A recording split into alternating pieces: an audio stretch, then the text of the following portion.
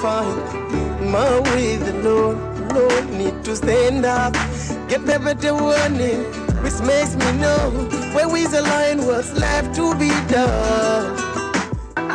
Très heureuse de vous retrouver sur le plateau de la matinale Kiankeriba. Nous sommes le 21 avril 2020. Ce mardi, Khady est sur le plateau pour la chronique littérature. Massamba est à ses côtés et tout au milieu, elle nous rejoint dans un petit moment. Il s'agit de notre chroniqueuse santé, Binta. Notre invitée du jour, c'est Yasmine Sissar. Elle est la directrice du développement stratégique et qualité au groupe Subdeco Dakar. Avec elle, on va revenir évidemment sur l'actualité brûlante du moment, celle Covid-19 qui impose évidemment une crise scolaire également. Comment les écoles s'organisent? Eh bien, au niveau de Subdeco, il semble que l'école a trouvé la bonne stratégie. On en reparlera à partir de 8h30 avec notre invité de ce matin, interrogé par Alioune Badarakan. Vous le savez probablement déjà pour les habitués. Et puis ce magazine, c'est également l'info, le journal, le flash, la revue des titres et beaucoup de sujets à débattre encore aujourd'hui. Vos réactions, c'est toujours en direct que nous les recevons sur notre page Facebook ou sur Instagram. Alors installez-vous confortablement. On vous apporte le meilleur du matin chez vous, info et divertissement. Alors bienvenue à tous. Khady, comment ça va? Tu as le sourire ce matin. Adieu, ça va? Bien réveillé? Ça va, alors oui, j'imagine. bien réveillé, oui. Le sujet de ce matin? On va parler du Covid-19, les écrivains, qui se mettent à écrire et qui apportent également des réflections fécondes. C'est une période propice alors à la réflexion, tout simplement, voilà, dans le monde littéraire. Et dans le milieu de l'éducation, Massamba, ce matin, on parlera de quoi? Toujours Covid-19, l'initiative Apprendre à la maison, saluée par les parents d'élèves qui décident d'accompagner, mais qui alertent quand même pour dire que dans certaines localités les plus éloignées, il faut également un dispositif pour préserver l'équité dans l'éducation. C'est vrai que la semaine dernière, on parlait justement du lancement de Canal Éducation, c'est ça, avec le ministère de l'Éducation et la RTS pour que les élèves puissent continuer à apprendre à la maison. Mon cher Alioune, comment ça va ce matin? Ça va. On est tout en éducation aujourd'hui, parce que même dans la rubrique invité, ce sera ça. Ce sera ça, il y a une continuité, voilà, toute naturelle avec la chronique de Massamba. En tout cas, le sujet du jour de Massamba, parce qu'il est question de la continuité pédagogique, comme tu l'as si bien dit, avec le groupe Subdeco. Donc Subdeco, l'un des établissements privés les plus renommés de la place, les plus crédibles du Sénégal, qui malgré la crise qui affecte véritablement le système éducatif, tant bien que mal quand même d'assurer la continuité des cours au grand bénéfice donc, de ces étudiants, ce qui fait qu'aujourd'hui, 90% des étudiants du groupe Subdeco continuent à recevoir des cours de qualité par la magie du téléenseignement. Donc on reviendra donc sur cela, comment ils ont déroulé cette plateforme-là. Et puis, ce sera l'occasion de revisiter un peu l'histoire et puis de faire une présentation quand même exhaustive donc, du groupe Subdeco. Très bien. Les gestes barrières, il ne faut pas les oublier. Ils vous permettent justement de vous prévenir. C'est un bon moyen de prévention contre le coronavirus. Les gestes barrières, je commence avec qui? Il faut porter des masques, il faut se laver les mains. Bon, ne dis pas tout, se laver les mains, d'accord. Porter un masque, Massamba. Quand il faut éternuer, il faut le faire par là. Dans le creux du coude, mais encore, oui. Porter un masque aussi. Porter un masque, oui. Bon, c'est obligatoire maintenant un peu partout dans les services publics et privés, dans les transports également. Les lieux de commerce aussi, depuis hier. Et quoi d'autre à lieu de la moi, j'ai la partie la plus simple, se laver les mains. Voilà. La distanciation sociale. La distanciation sociale. Et ça, on le respecte sur le plateau. C'est important de préciser également cela. Et puis, à l'entrée de la RTS, il y a déjà un thermoflash pour vérifier la température de tout le monde. Ensuite, il faut se laver les mains. On vient avec les masques et tout. Il faut continuer à observer tous ces gestes-là. On espère évidemment que très rapidement, cette crise sanitaire sera derrière nous. Mais en attendant, rappel encore une fois avec la petite Khadija, voici la capsule quotidienne. Vous êtes notre lueur d'espoir. On m'a dit que tu es à l'hôpital pour soigner les malades atteints du Covid-19.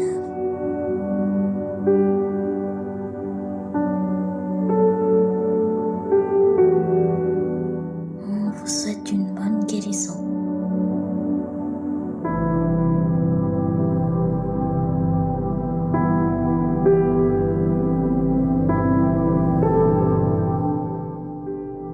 On respecte toutes les mesures d'hygiène.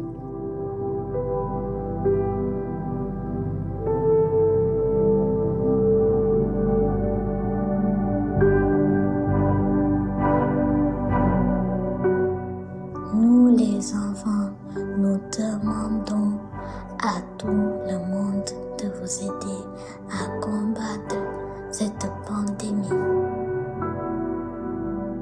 On est fiers de toi et de tout le corps médical.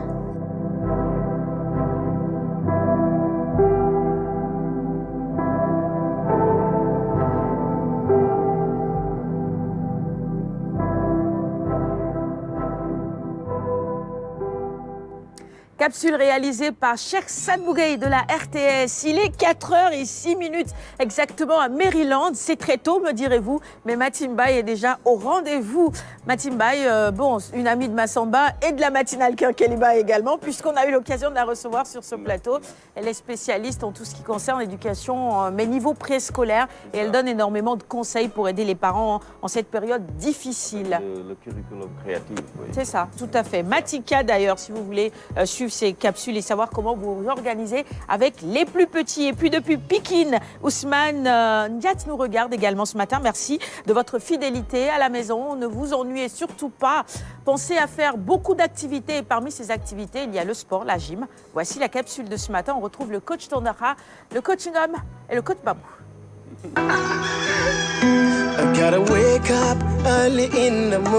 Mesdames et messieurs, bonjour. Alors c'est un peu la stupeur un peu partout dans le monde, mais ne vous en faites pas, mieux vaut faire la prévention et écouter ce que disent les médecins. C'est une période véritablement anxiogène. Ça, je crois qu'il n'y a rien à cacher, mesdames et messieurs, avec ce virus qui donc est là, cet ennemi invisible. Alors je disais que véritablement, lorsque vous avez un avant-centre qui s'enfonce comme une dague dans les défenses les plus hermétiques, alors qu'est-ce qu'il faut faire? Il faut prendre à l'anticipation. Alors l'anticipation, c'est donc ça, mesdames et messieurs, avec ces gels, comme d'habitude, là, c'est peut-être, comme qui dirait, votre arme. Donc, cela dit, mesdames et messieurs, avec le coronavirus, c'est vrai que partout dans le monde, on est en train véritablement de se préserver de certaines maladies en général. Autant dire, aujourd'hui, mesdames et messieurs, notre capsule sera axée sur la gym de maison. Alors, une gym de maison avec surtout, mesdames et messieurs, des mouvements assez séparés. Alors, avec les coachs, nous allons y revenir tout à l'heure, et avec le coach Ngom et le coach Babou, tout de suite, messieurs, c'est à vous. Bonjour, chers amis téléspectateurs, heureux de vous retrouver dans notre capsule gym maison. Comme on a l'habitude de le faire aujourd'hui, on est venu pour vous présenter les mouvements qu'on peut faire dans un couloir. Parce que beaucoup se disent que je suis à la maison, je n'ai pas d'espace, je ne peux pas faire de sport. Mais non, dans un couloir, un petit couloir, on peut faire beaucoup d'exercices. Et aujourd'hui, on est là pour vous montrer les mouvements que vous pouvez faire chez vous, histoire de ne plus rester sur place. Donc, vous allez voir plein de mouvements que vous pouvez faire chez vous, dans un couloir, et sans engin, sans matériel, ni rien du tout. Merci beaucoup, coach Babou. Aujourd'hui, rien ne vous empêche de bouger à la maison parce que vous avez le temps, vous avez l'espace. L'espace que vous ignorez peut vous servir grand-chose. Aujourd'hui, nous allons présenter, comme l'a dit coach Babou, de façon analytique, quelques mouvements, ce qu'on appelle les éducatifs que vous pouvez faire à la maison avec un gain de temps et surtout bouger surtout avec les enfants. Allez, en tout cas, c'est bien parti avec cette gym maison. Mesdames et messieurs, ici, après ce petit échauffement, nous allons brûler un tout petit peu d'oxygène avec ce rythme endiablé.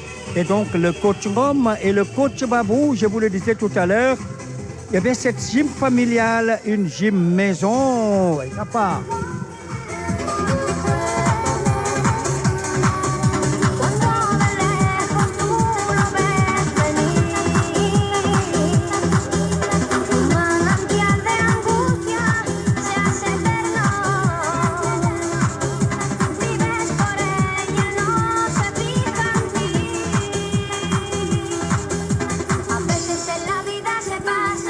Allez, formidable mouvement d'ensemble avec le coach Ngom et le coach Babou.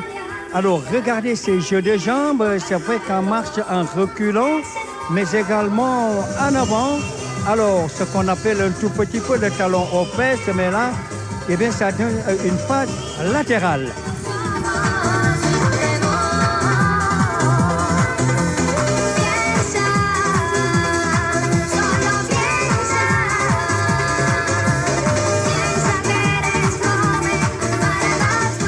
Voilà, c'est amusant, c'est assez ludique et on travaille, mesdames et messieurs, sans pour autant sentir, en tout cas, il y avait ce travail assez dur tout de même, avec le genou et là, avec le reculant, on va certainement faire le statodynamique.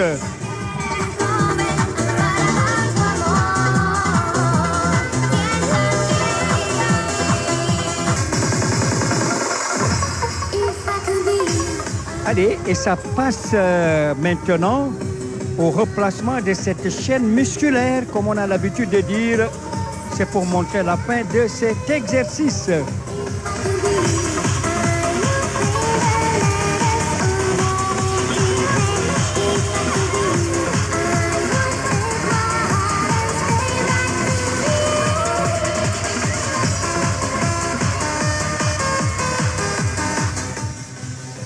Voilà, chers amis téléspectateurs, nous voilà au terme de notre capsule d'aujourd'hui. Comme vous l'avez si bien vu, on a renforcé pratiquement beaucoup de groupes musculaires. On a travaillé cardio, on a fait des renforcements dans un couloir. Et si vous voyez bien, c'est quelque chose que vous pouvez faire chez vous. Même dans une chambre, vous pouvez faire ça. Donc, on n'a plus le droit de se dire qu'on ne peut pas faire du sport à la maison, ou bien on n'a pas le temps, ou bien on n'a pas d'espace. Donc, continuer la pratique sportive, c'est source de bien-être, surtout dans ces moments de semi-confinement où on reste pratiquement des heures et des heures, pratiquement, je dirais, ou bien même des journées à la maison sans bouger. Vous avez vraiment aujourd'hui la latitude de faire du sport avec ces mouvements qu'on vous a proposés aujourd'hui, moi et Coach Ngom. Rien qu'avec cette sélection que vous venez de voir, vous pouvez programmer votre entraînement à la maison, avec les enfants et tout en espérant que vous allez reprendre les mouvements. Mais attention, choisissez les mouvements lesquels vous êtes beaucoup plus à l'aise. Ça, c'est important pour éviter les blessures. Voilà, Coach Ngom, Coach Babou, merci à vous et nous allons nous retrouver, Inch'Allah, demain. Alors, bon après-midi à vous tous. Merci messieurs, excellente journée à vous. C'est vrai qu'il n'y a plus d'excuses, on met un peu de musique et on bouge, on bouge, on bouge. C'est important, c'est bien également pour la santé. Il est 8h13 dans un instant. Philomène Constance sur ce plateau pour le Flash. En attendant, eh bien, on ouvre le bloc d'infos ce matin avec la revue des titres.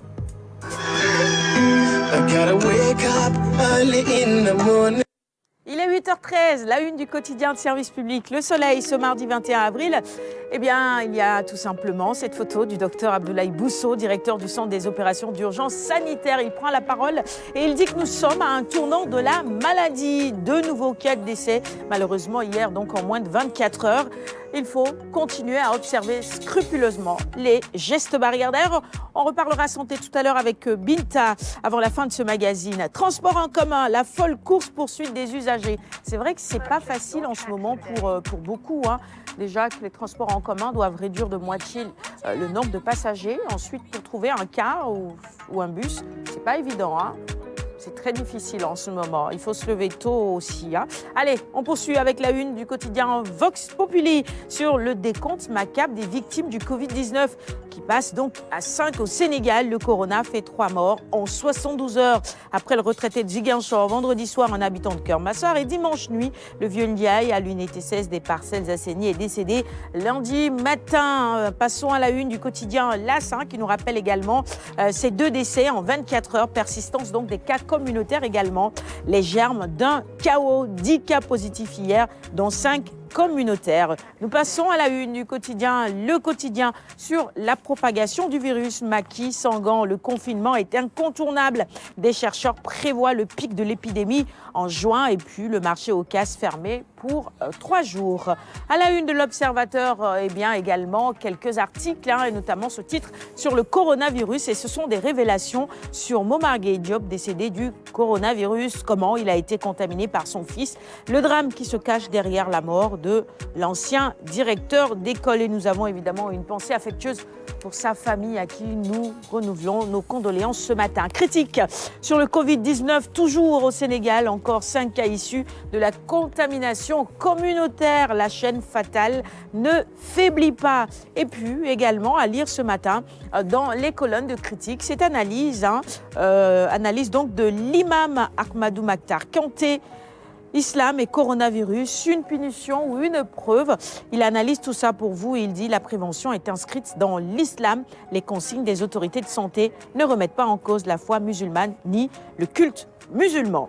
24 heures info sur le port obligatoire de masques dans les lieux publics. La direction de la sûreté publique frappe fort. Vous rappelez tout simplement que cela, c'est juste pour vous protéger vous-même de cette pandémie et donc il est important que l'on puisse évidemment respecter cette mesure. Libération sur la propagation du coronavirus, justement, c'est ce que nous cherchons à freiner à travers toutes ces mesures édictées par les autorités. Évidemment, une bombe plane sur Médina. Depuis l'apparition du virus, la commune a enregistré 20 cas positifs, dont 3 issus de la transmission communautaire. Et les images qu'on a vues hier, eh bien, si ça continue, évidemment, on peut craindre pour Médina. Et Médina, au-delà, c'est tout le pays, évidemment. Réumi quotidien sur le coronavirus, on y reste.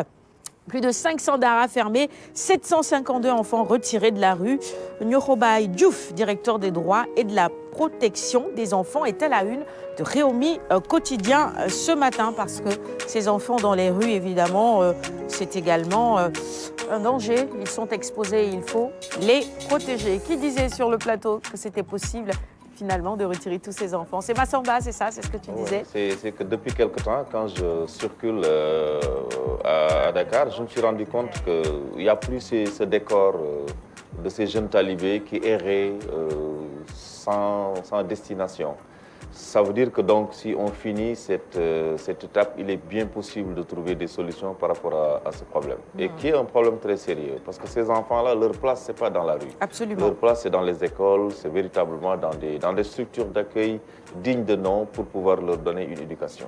C'est vrai que le plaidoyer, c'est Tata Jeanne qui portait ce plaidoyer pour nous à l'Une. Elle nous manque sur ce plateau. Elle nous manque sur ce plateau. Mais on prie fort pour qu'elle puisse terminer, concrétiser le projet qu'elle est allée, disons, réaliser à l'étranger et qu'elle nous revienne en très grande forme, n'est-ce pas? Et puis au grand bonheur de nos téléspectateurs et surtout de ses chers enfants. C'est ça, voilà. La tata de tous les enfants. Voilà. Enquête avec à la une un tout autre sujet. Sénélec, affaire Akilé, complot, magouille et trahison, autant pour moi. C'est le titre qui barre la une d'enquête ce matin. Enquête donc qui mène l'enquête pour nous sur cette affaire. Les vrais dessous d'une affaire à milliards. 2 syndicats maison s'étonnent de la tournure des événements. Sud Quotidien sur la composition et le suivi du comité du Fonds Force Covid-19 le 8 mai.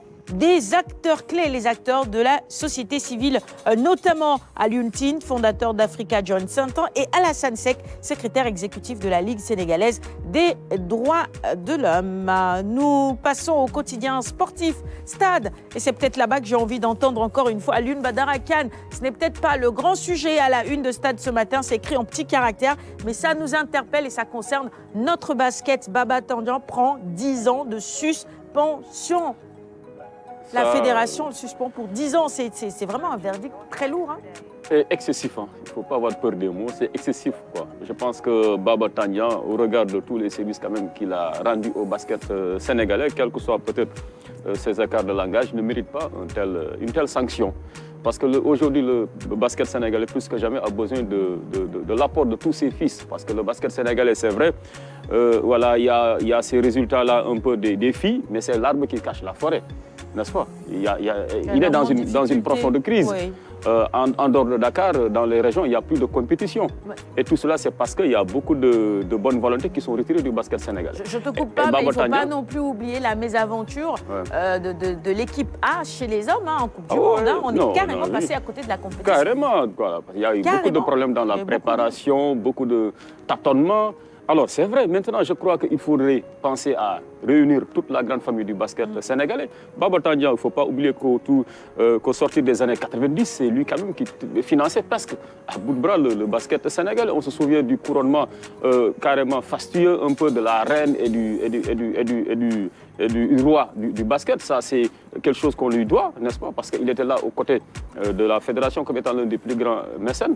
Et aujourd'hui, il vient juste d'hériter de la présidence de Saint-Louis Basket Club, qui avait besoin plus que jamais aussi d'un mécène pour se relancer. Alors, si on lui coupe, on lui brise l'élan comme ça va être extrêmement compliqué. Ouais. Et il y aura beaucoup de conséquences, surtout par exemple pour ce club-là devant si chère ville, Saint-Louis, la ville aussi de notre invité. Donc, Madame Yasmina Ossissar, qui nous vient de Saint-Louis. Bon, je vous rappelle qu'elle est la fille de l'emblématique président de la Linguère de Saint-Louis. Celui à qui la Linguère doit son premier sacre dans le football professionnel sénégalais. Donc, le président Babacar Sy. Félicitations à lui encore à travers vous. Votre présence aussi me permet de rappeler aussi ce fait-là de votre père, donc en tout cas qui a été toujours au service du sport, un grand mécène du sport sénégalais et aussi saint-louisien en particulier. Et Baba Tandian, il était sur cette lancée. Quand même, il était venu avec beaucoup d'ambition pour aider Saint-Louis à rayonner à nouveau dans le basket sénégalais. Et je pense que cette nouvelle-là, le basket n'en a pas besoin. Il faudra qu'il y ait des gens qui prennent le bâton de pèlerin pour arrondir les angles. C'est ça, tout à fait. Non, je suis tout à fait d'accord avec toi. Bon, le sujet revient à la une de Record également ce matin, hein, mais bon, il y a aussi du foot.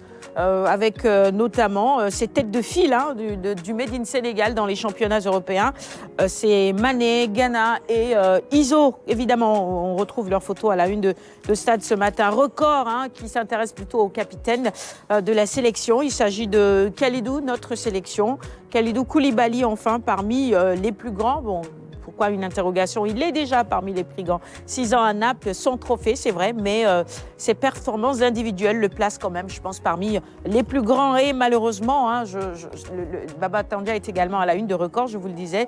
Il écope de 10 ans de suspension. Pourquoi? Il est accusé de porter atteinte à l'honneur de la Fédération sénégalaise de basketball. J'ai envie d'entendre Lamine Savané sur le sujet. Je ne sais pas s'il nous regarde ce matin, notre consultant basket à la RTS. On va finir la revue des titres de ce matin avec Sonolambe.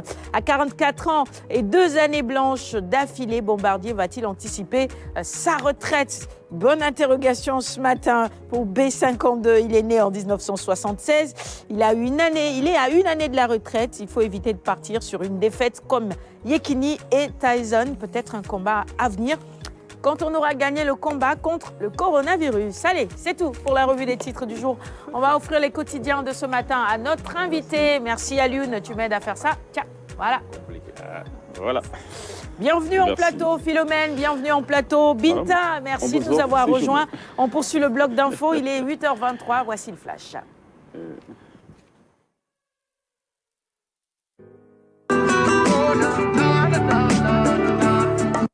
Le flash avec à la présentation, je vous le disais, Philomène Constance Diagne. Bonjour Philo. Bonjour, ça va?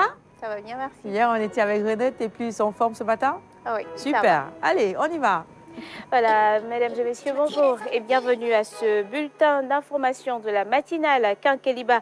Le secteur des transports aériens prend connaissance des mesures prévues dans le plan de résilience, des dispositions sociales assorties d'appui financier aux entreprises. Un fonds de 45 milliards est prévu pour le plan de développement de la compagnie nationale Air Sénégal. Le secteur du transport toujours maison commun, très favorable à la propagation du Covid-19.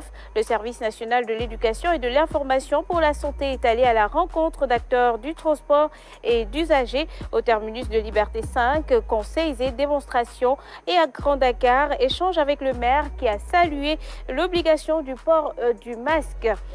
Le port obligatoire du masque dans les lieux publics, la dernière mesure sortie par le gouvernement pour lutter contre le Covid-19 a plutôt bien démarré. Chacun en cherche et en porte selon sa préférence. Une de nos équipes est allée faire le constat au centre-ville. Sur l'île de Gorée, le couvre-feu est total. Les insulaires suivent les mesures édictées par les autorités. La nuit de la fête de Pâques, les autorités policières et municipales ont fait le tour sur l'île pour constater l'effectivité des directives prises dans le cadre de l'état d'urgence. Et c'est tout pour ce flash.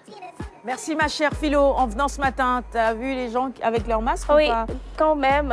Et même nous, on a été soumis et on respecte quand même. Même dans le véhicule du personnel, on est obligé de porter les masques. Donc, je pense que tout le monde a compris vraiment l'importance de le... Oui. Après, il faut que Binta, au niveau du ministère de la Santé, que vous puissiez également faire des capsules pour expliquer aux gens comment il faut porter ces masques, bien les porter. Parce que moi, j'ai vu des oraux avec des masques de Zorro qui couvrent le nez et pas la bouche. Donc, ça veut dire qu'il y a encore un travail à faire à ce niveau-là. Oui, il est déjà commencé ce travail-là avec le Service national de l'éducation et de l'information pour la santé qui est en train de faire des capsules qu'on va passer comme spot à la télé. Très bien. Et j'ai même prévu de venir avec une démonstration du port, mais on le fera demain.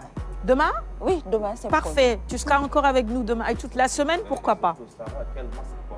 Oui, c'est ça. On va parler de quel masque porter, comment le porter. En fait, quel masque porter, peut-être que les gens ont déjà commencé, mais comment le porter, quand on sort, on voit des façons différentes de le porter. Et l'offre de masque, quoi, parce qu'on en rencontre à l'appel, quoi. En fait, le ministère, il travaille avec l'artisanat, le ministère de l'artisanat depuis plus de 2 semaines, et avec l'université aussi, parce que l'université a bien voulu prêter son expérience pour le type de tissu qu'on doit faire, dans quelle dimension on doit les faire. Ça. Les normes à respecter. La texture, en fait. Les normes Hier, il y avait sur les antennes de la RTS, dans le 20h, le directeur de l'agence sénégalaise de normalisation. Donc, ça veut dire qu'on travaille sur vraiment les normes et comment faire en sorte pour que ces masques-là puissent respecter ces normes et nous protéger. Philo, est-ce que tu peux être là à 8h45? Sinon, 9h.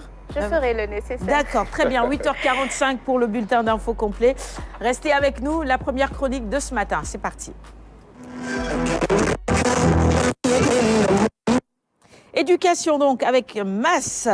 Ce matin, on va tout simplement reparler du coronavirus, de ses impacts dans le milieu scolaire, mais on donne la parole surtout aux parents d'élèves aujourd'hui qui s'engagent également dans la lutte.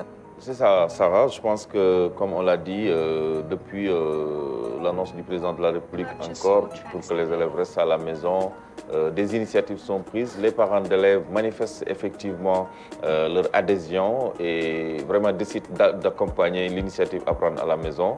Mais comme je l'ai dit tout à l'heure, ils pensent toujours à ces jeunes qui sont dans les localités les plus éloignées. Nous avons rencontré le président de l'Union nationale des parents d'élèves et d'étudiants du Sénégal, M. Abdoulaye Fane, et nous allons écouter un peu ses impressions. Nous avons constaté tous que depuis quelque temps, tous les enfants sont dans les foyers.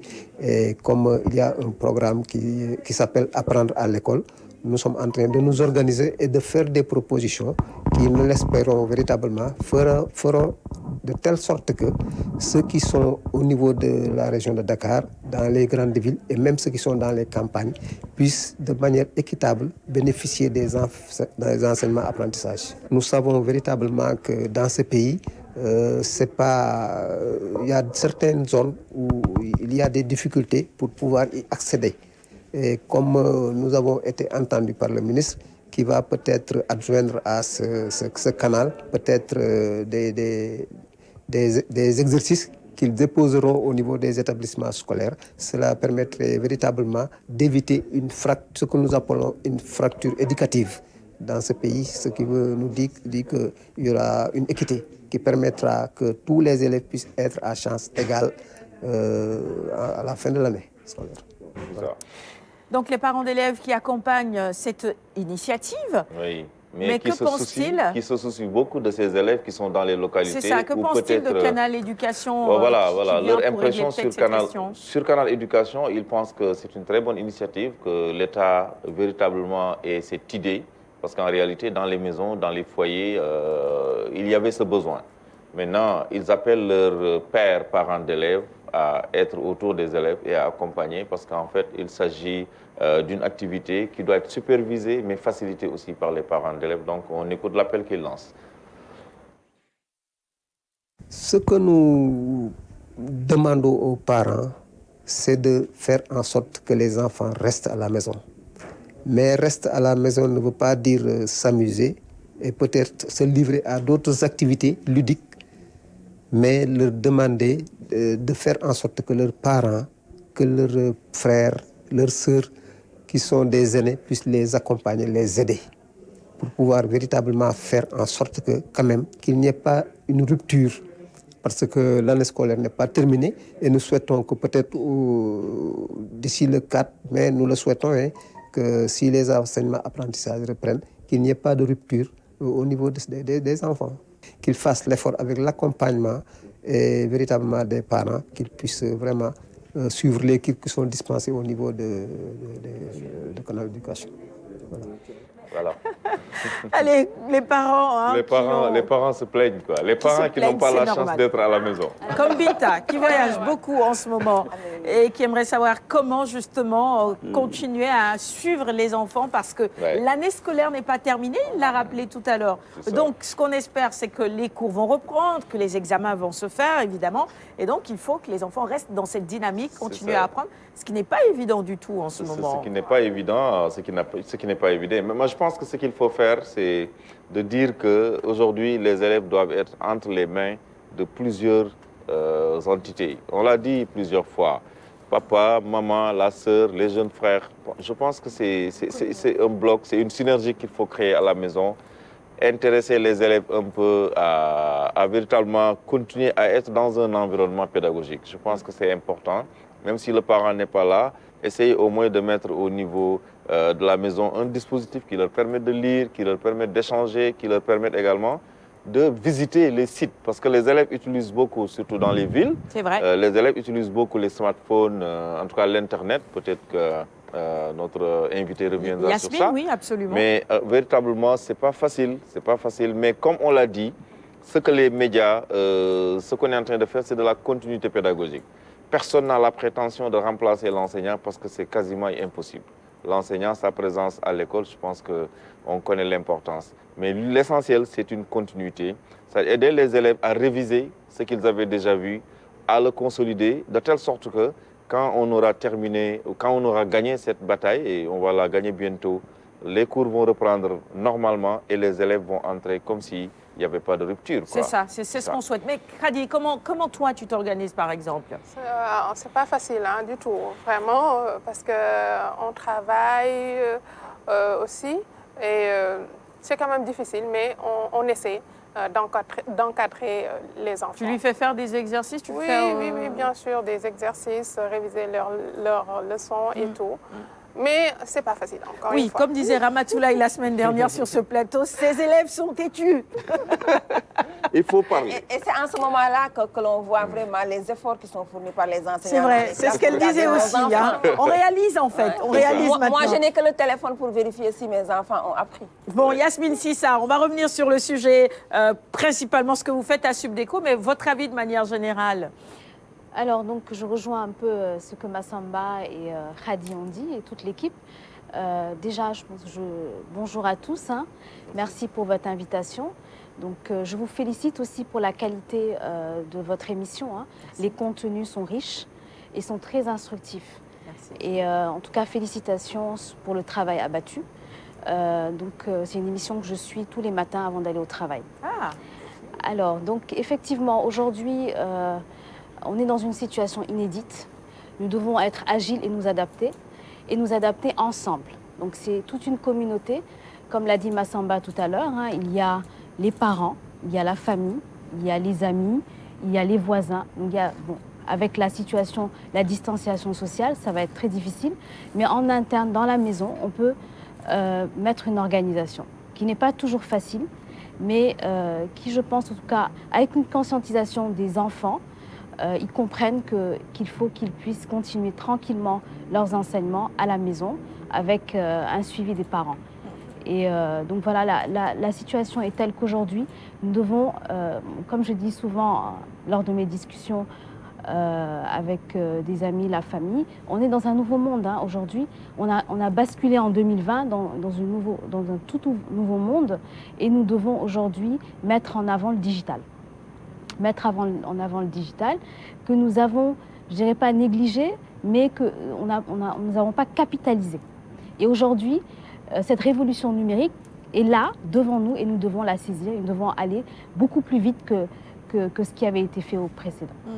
Bon, l'anecdote peut-être d'Alioune Badara Kane avant de terminer la chronique de Massamba très rapidement, c'est que parfois on est obligé de laisser les enfants avec les grands-parents qui, pour certains, bon, ne sont pas allés à l'école des Blancs, je vais le dire comme ça, parce que je n'ai pas envie de dire illettrés. C'est des gens qui sont très... L'instruction et l'éducation et tout ça, c'est pas pareil. Ils sont peut-être pas allés à l'école des Blancs, mais ils savent beaucoup de choses qu'ils nous relèvent. Mais ils savent pas lire. Donc ça aussi, c'est une réalité. Et c'est la grande sœur d'Alioune Badara Kane. C'est l'occasion pour moi aussi de m'incliner devant la mémoire, encore une fois, de ma grand-mère maternelle, Hawadja.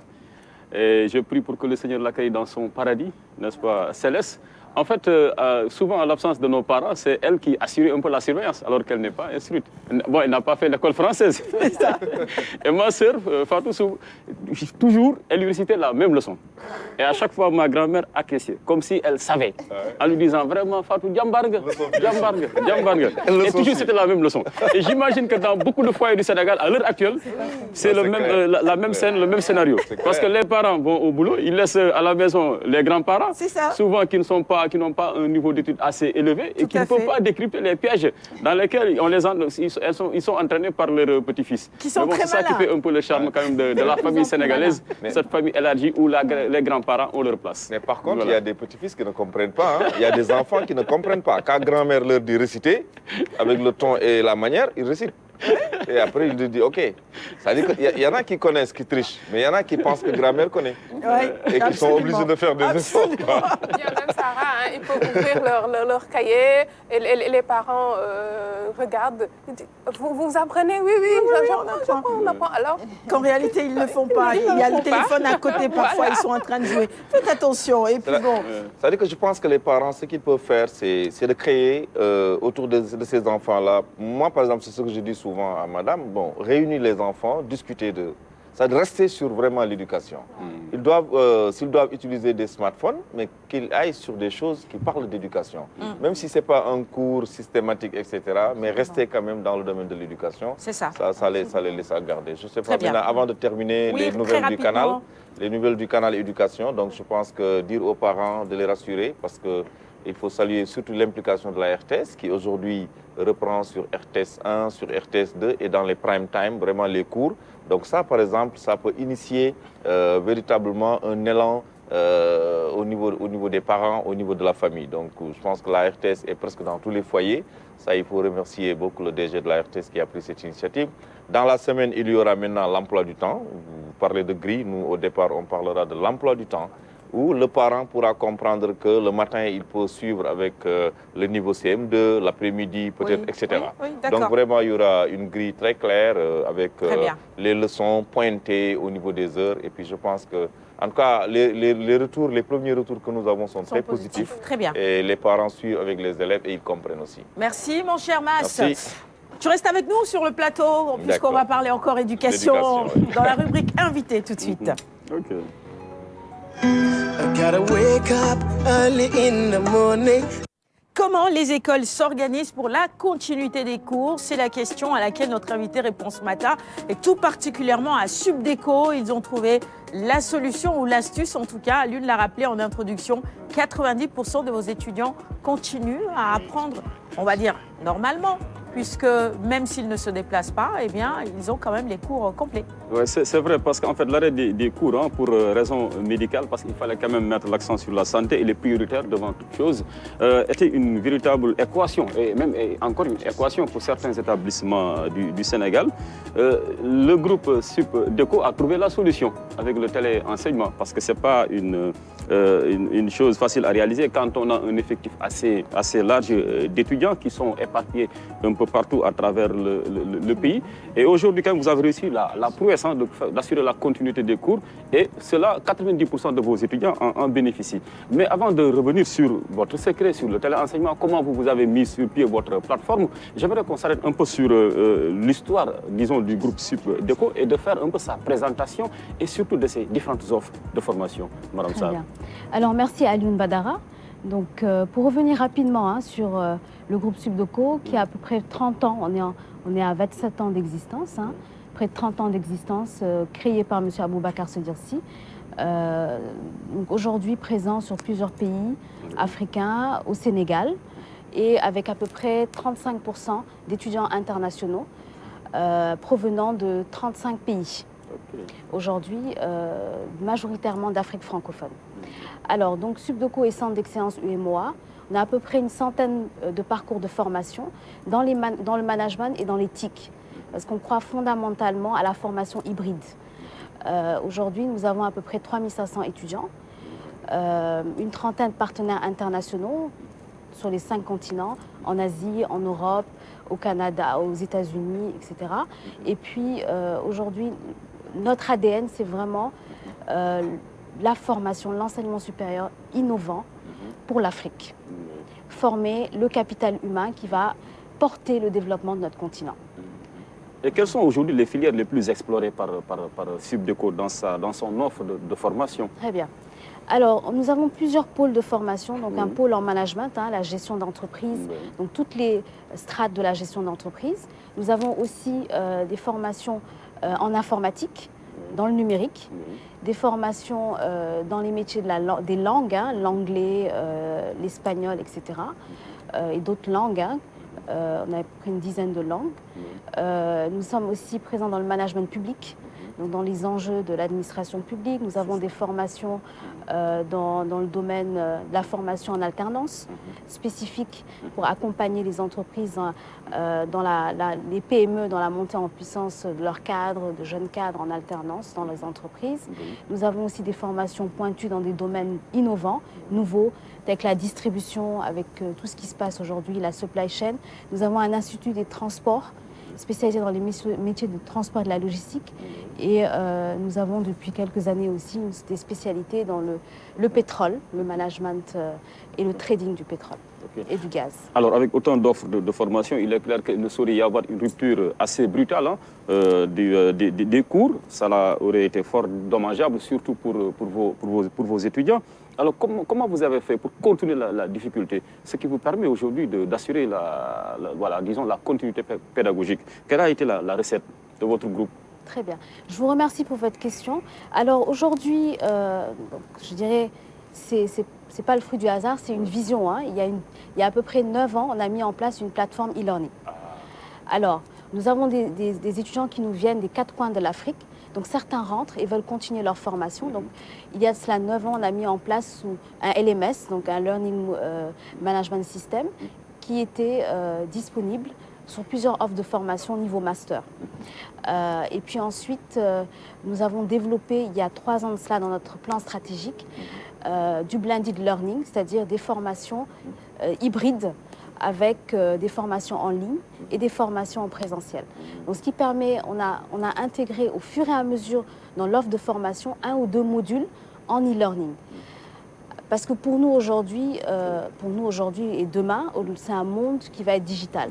Donc l'étudiant aujourd'hui peut revenir sur sa formation, sur son apprentissage, sur un module de formation, le revoir, et pas forcément en présentiel. Donc, ce qui nous permet aussi de donner cette flexibilité à nos étudiants qui n'ont pas forcément compris un cours, de revenir sur la plateforme et regarder un cours, suivre et poser des questions aux professeurs, etc.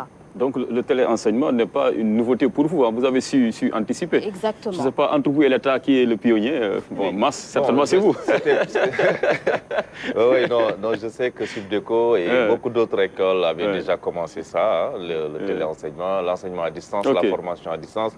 Aujourd'hui, est-ce que vous avez des applications que vous utilisez et est-ce que vous touchez l'ensemble de vos élèves ou vous touchez seulement les élèves qui sont en année de graduation? Très bien. Alors, donc, cette plateforme est disponible pour toute notre offre de formation. Donc, aujourd'hui, nous avons une application. Donc, c'est disponible aussi bien sur ordinateur, sur téléphone, sur tablette. Donc, ce qui permet aux étudiants d'avoir cette flexibilité d'interface et de pouvoir travailler avec tous ces 3 types d'interfaces. Alors, pour revenir aussi à la question du niveau de formation, donc aujourd'hui, nous avons su basculer rapidement sur la plateforme e-learning. Nous avons certaines offres de formation qui n'étaient pas présentes, mais que nous avons rapidement mises en place avec nos enseignants. Donc au passage, je salue vraiment l'agilité, je salue l'engagement de notre corps professoral, de nos équipes notre équipe de Digital Learning qui a pris en main notre direction de développement du numérique à Subdeco, qui travaille nuit et jour pour accompagner nos étudiants, pour accompagner la mise en place, en tout cas, qui a eu à accompagner la mise en place rapide de ce dispositif, élargi, encore une fois. Et comment est fait l'interaction élève-professeur, peut-être jusqu'à imaginer des dispositifs d'évaluation? Très bien. Alors, excellente question. Donc, nous sommes sur deux types de, disons, une formation séquencée, en synchrone et en asynchrone. Alors, les cours sont sous vidéo, mis en ligne, avec les supports de cours, et nous avons des sessions synchrones. Donc, l'étudiant, si on prend un peu les capacités d'apprentissage, l'étudiant est beaucoup plus frais en matinée, donc entre 9h et 13h. Donc beaucoup de sessions en synchrone avec le professeur sont planifiées, généralement en matinée, pour les formations initiales. Donc, nous avons des formations en initiale, c'est-à-dire des formations pour des jeunes qui ont un niveau bac jusqu'à bac plus 5, mais qui ne travaillent pas forcément, et des formations pour les cadres en formation continue, donc qui, eux, bien sûr, sont beaucoup plus rapides dans l'adaptation sur la plateforme. Donc, pour nos étudiants en formation initiale, il y a eu aussi un accompagnement pour leur permettre d'avoir des sessions synchrones, c'est-à-dire avec le professeur. Mais en amont, l'étudiant travaille sur un plan d'apprentissage. Donc, en un exemple, il va faire un chapitre, il va avoir des exercices, des quiz pour voir son niveau d'apprentissage. Donc, en interne aussi, nous avons des tableaux de bord pour voir un peu les étudiants qui sont connectés, combien de pourcentage de la classe ont compris les exercices, on refait les TD, on refait les études de cas, etc. Et puis le prof en synchrone peut même prendre au cas par cas. C'est beaucoup plus simple que dans une classe en présentiel, où là, certains étudiants qui ne comprennent pas ne vont pas forcément se signaler. Alors que là, le professeur a une meilleure visibilité sur le niveau d'apprentissage de la classe. Encore 4 minutes, on va aller rapidement. Khady. Massamba a posé ma question. Oui. Et aussi pour les examens, comment ça se passe? Et en plus, est-ce que vous avez pensé aux effectifs? Parce que très certainement, s'il y a beaucoup de personnes, on ne pourra pas gérer tous ces étudiants-là. Alors par rapport à l'effectif aussi. Très bien, très bonne question, Khady. Alors, effectivement, nous avons quand même 3500 étudiants. Hein. Donc aujourd'hui, en formation initiale, en formation continue, en formation en week-end. Donc il y a notre direction de développement numérique et l'équipe digitale ont travaillé sur un plan avec tous nos départements pour pouvoir permettre d'avoir des plages horaires. Donc on a quand même une bande passante qui est assez costaud, donc on arrive à avoir des connexions par jour de 1500 personnes en même temps. Donc, et aussi, juste revenir, les cours sont enregistrés via un plugin qui fait que le professeur qui est en cours, le cours reste en ligne pour les étudiants qui n'ont pas forcément une bonne connexion. Donc, ils peuvent se connecter après pour suivre le cours synchrone avec le professeur. Donc ça, c'est vraiment, en tout cas, la technologie nous le permet maintenant. Et c'est à l'avantage des étudiants. Binta? Oui, merci. Pour Subdeco, il y avait d'abord une formation présentielle depuis longtemps, et puis ensuite vient cette formation-là. Est-ce que vous avez un peu évalué leur insertion dans le milieu professionnel pendant ceux qui étaient en présentiel et ceux qui sont en train de faire ce cours-là? Absolument. Alors, pour les formations qu'on avait 100% online, c'est généralement des cadres d'entreprise. Ils travaillent quasiment tous. Hein. Ils sont dans des grandes organisations internationales. On a certains qui ont été mutés dans des pays et qui veulent continuer leur formation. Donc, pour la formation 100% online, on a des très bons taux. En fait, c'est déjà des cadres d'entreprise. Maintenant, pour la formation en présentiel, effectivement, nous mesurons tous les taux d'insertion par niveau, par programme. Donc, nous sommes quand même très satisfaits de l'insertion de nos diplômés. Normalement, avec autant de dispositions prises par le groupe Subdeco, en principe, les étudiants n'ont pas de prétexte pour arrêter le paiement des mensualités. Donc, vous ne souffrez pas trop, en tout cas sur le plan économique, des conséquences du Covid-19. Les élèves s'acquittent. Madame Sarr. Alors, ça se passe bien?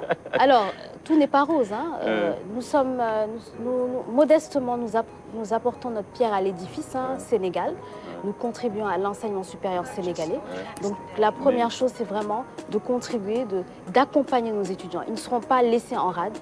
Maintenant, après, au niveau du paiement de frais de scolarité, nous avons aussi des paiements digitaux. Hein. Donc les parents qui nous sollicitent pour payer, ils peuvent aller sur notre site internet. Il n'y a pas de difficulté, ils ne disent pas non, les enfants ne viennent plus à l'école, on ne paye pas. Non, on a quand même laissé ouvert notre plateforme à tous nos étudiants qui ont payé ou qui n'ont pas payé, parce que nous accompagnons au maximum nos étudiants. C'est la priorité là, c'est vraiment de leur permettre de terminer leur formation. Et bien sûr, les étudiants, les parents qui sollicitent les paiements pour payer, nous avons une plateforme qui est disponible pour les paiements digitaux en ligne. Merci beaucoup, Madame Sarah. Après, dans la deuxième partie, on reviendra sur vos autres campus qui sont dans les autres régions du Sénégal, comment aussi ils fonctionnent. Et peut-être sur les perspectives qui s'offrent à votre groupe, le groupe Subdeco. Merci beaucoup. On pourrait également parler de la certification aussi, des diplômes que vos étudiants obtiennent à la fin de la formation. Yacine Sissar, je rappelle que vous êtes la directrice du développement stratégique et qualité groupe Subdeco. J'ai aperçu sur l'une de vos photos un de nos chroniqueurs, je ne sais pas si vous l'avez vu, Amadou, je ne sais pas s'il a fait Subdeco. Mais il sera là. Anta a fait Subdeco. Oui. Seydina Lundigo aussi a fait Subdeco. Il faisait partie de cette équipe. Amadou, je ne sais pas, mais il est apparu sur une de vos photos. On lui posera la question peut-être jeudi quand il sera ici. À Anta également. 8h50. C'est bien. Il est jeune. Ça veut dire que vous formez bien parce que c'est des jeunes pleins de talent. On va regarder le clip du jour maintenant et puis on attendra un tout petit peu Philo. Sinon, chronique santé avec Binta.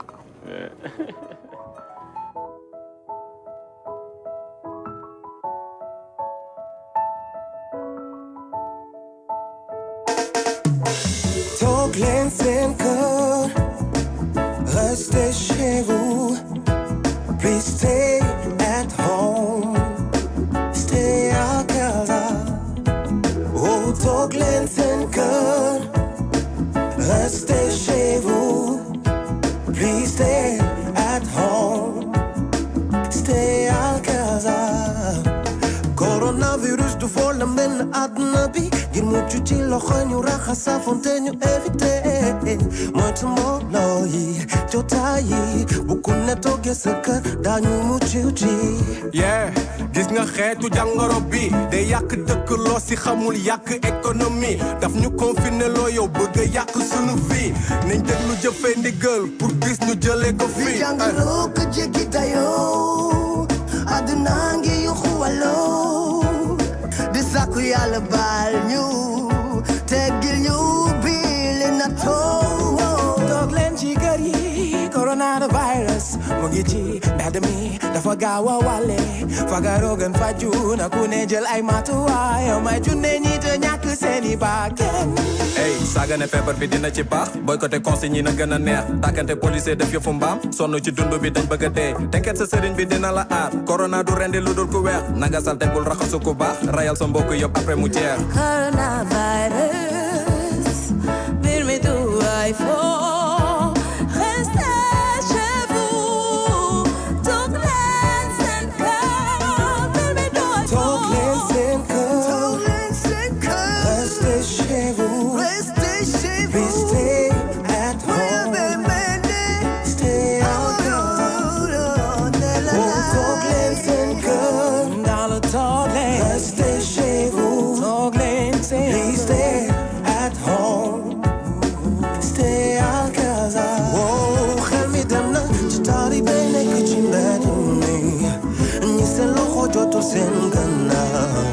am na ñu xamul lu géej gi réer ñu leen bàyyi gannaaw ngala waay nañu toog ci lii.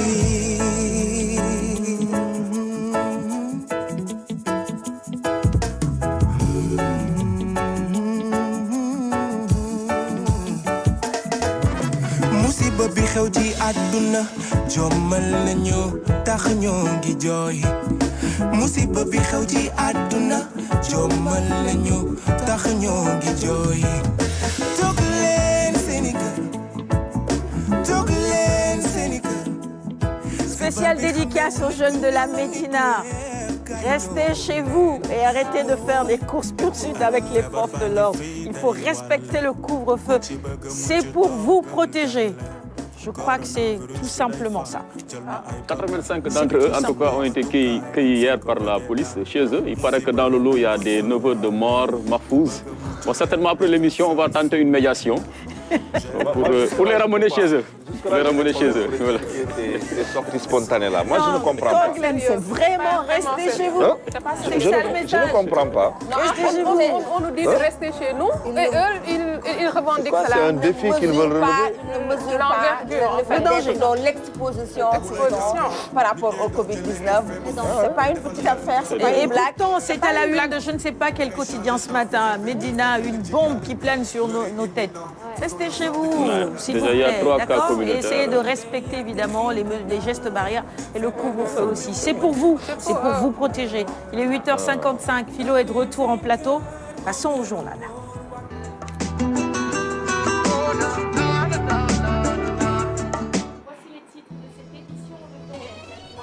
Masques dans les lieux publics, bien observés par les populations pour la plupart, le constat dans cette édition. Et puis Gorée ne fait pas exception pour le couvre-feu. La mesure est également respectée sur l'île Mémoire. Philo, c'est à toi. Mesdames et messieurs, rebonjour et bienvenue à ce bulletin d'information de la matinale. Le secteur des transports aériens prend connaissance des mesures prévues dans le plan de résilience, des dispositions sociales assorties d'appui financier aux entreprises. Un fonds de 45 milliards est prévu pour le plan de développement de la compagnie nationale Air Sénégal. Nous écoutons à ce propos le ministre des Transports aériens Alioune Sarr et Ibrahima Kane, le directeur d'Air Sénégal. Ils sont au micro de Cher Bambaké. Et donc, il est important justement que ces personnes qui étaient là aujourd'hui, au niveau des syndicats de travailleurs, soient également rassurées quant à cette justement disposition prévue par les chefs de l'État pour que aucun emploi ne soit supprimé. Et donc, naturellement, ce sont des éléments que les entreprises ont intégrés dans la stratégie. Ce qu'on doit faire, c'est maintenir déjà notre capacité. Nous allons financer le maintien des licences de nos pilotes. Nous allons devoir financer le maintien de navigabilité de nos avions. Nous allons devoir financer le maintien opérationnel de nos activités au sol. Et à côté de cela, maintenant, nous allons continuer à préparer la suite, développer les nouveaux produits de Air Sénégal. Le secteur du transport toujours, mais en comment très favorable à la propagation du Covid-19. Le service national de l'éducation et de l'information pour la santé est allé à la rencontre d'acteurs du transport et d'usagers au terminus de Liberté 5, conseils et démonstrations à Grand Dakar, échange avec le maire qui a salué l'obligation du port de masque. Omar Diaw. Le secteur du transport pouvant être un grand vecteur de contamination, il attire l'attention des services de santé. Le SNEIP s'est allé à la rencontre d'usagers et de travailleurs des transports en commun. Même clients yi dama leen di wax ni leen avant décret bi di ñëw nii dama leen di wax yéen de leen sol ay masque ndax receveur bi ngeen tiim di jënd ticket xamul leen ndax moom am na xamul ndax yéen am na. Il faut se frayer dans l'allée centrale un chemin pour toucher les voyageurs du fond. Beaucoup d'entre eux mesurent la portée de la décision. On a vu que la maladie se répand très vite et que le port du masque va nous protéger non seulement la personne en soi-même, et protéger aussi la famille. Au terminus Dakar Demdik de Liberté 5, les abribus clairsemés accueillent des clients qui se tiennent à bonne distance. Les marraines de quartier apportent leur contribution. La population, elle est là, elle est en train vraiment de faire le maximum. Mais il y a des gens qui sont têtus quand même, qui ne respectent pas les recommandations du ministère de la Santé. L'entêtement et le déni du réel n'apportent rien de bon. La sagesse et la prudence doivent orienter vers le masque. Il y a des gens qui disent que voilà, je ne peux pas porter le masque parce que j'ai des problèmes de respiration, j'ai de l'asthme, j'ai de bronchite. Mais tout ça là, je pense que porter le masque vaut mieux qu'on te fasse en quarantaine, tu ne vois pas ta famille. Le personnel des bus a compris que le masquage généralisé est réciproquement bénéfique. Mesure bi nga xamni mom la président jël ak gouvernement bi jël ci walu masque yi ak sécurité bi lolu man luma rafetlu la bépp client bo xamni bi taxaw na ci buntu auto bu wéru masque bu mu yéeg.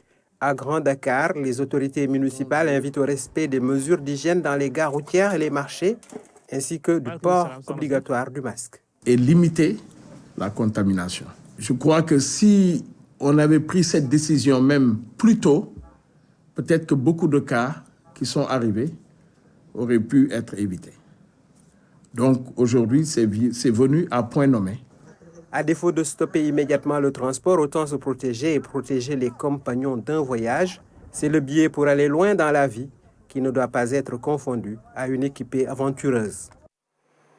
Le port obligatoire du masque dans les lieux publics, la dernière mesure sortie par le gouvernement pour lutter contre le Covid-19 a plutôt bien démarré. Chacun en cherche et en porte selon sa préférence. Une de nos équipes est allée faire le constat au centre-ville avec Lamine Touré. L'avenue Blaise Diagne, dans cette unité de miroiterie, le port de masque et de rigueur. L'activité fait partie des services cibles dans cet arrêté du ministère de l'Intérieur. L'important, c'est de se protéger et de protéger les autres aussi, c'est de porter les masques. Depuis la sortie de cet arrêté, nous, on l'a bien vu, on l'a vu vraiment du bon côté. Parce que surtout par rapport à nous, on reçoit beaucoup de clients tous les jours. Alors, porter les masques, c'est vraiment intéressant, très intéressant. La famille Khalil est aussi dans la prévention. Quand le client rentre sans un masque, je lui dis qu'il faut mettre un masque. C'est pour toi, pour les autres, les trucs. Je le conseille. C'est pour le bien de tout le monde, pour notre bien, pour nos enfants, de mettre le masque. Comme mon mari a dit, ça ne coûte rien. On sauve la population. Des masques de toutes couleurs. On en voit partout ce matin dans Dakar. De l'avenue Jean Jaurès à la place de l'Indépendance, les Sénégalais ont fini de prendre conscience de la nécessité de se protéger et de sauver des vies. Les services de l'administration publique, le secteur privé, les lieux de commerce et les moyens de transport sont concernés par cette directive ministérielle. Elle intervient dans un contexte où les cas communautaires inquiètent. Ici, la vigilance est une affaire individuelle et collective à la fois pour ces Sénégalais lambda. Il faut être citoyen avant qu'on te le dise, quoi. Ça va passer dans la... Dans la lutte contre le coronavirus, l'État du Sénégal a décidé de passer à une vitesse supérieure. Le port de masque est devenu une réalité visible partout ce matin dans Dakar. Nous quittons la ville de Dakar pour nous rendre sur l'île de Gorée. Le couvre-feu est total. Les insulaires suivent les mesures édictées par les autorités.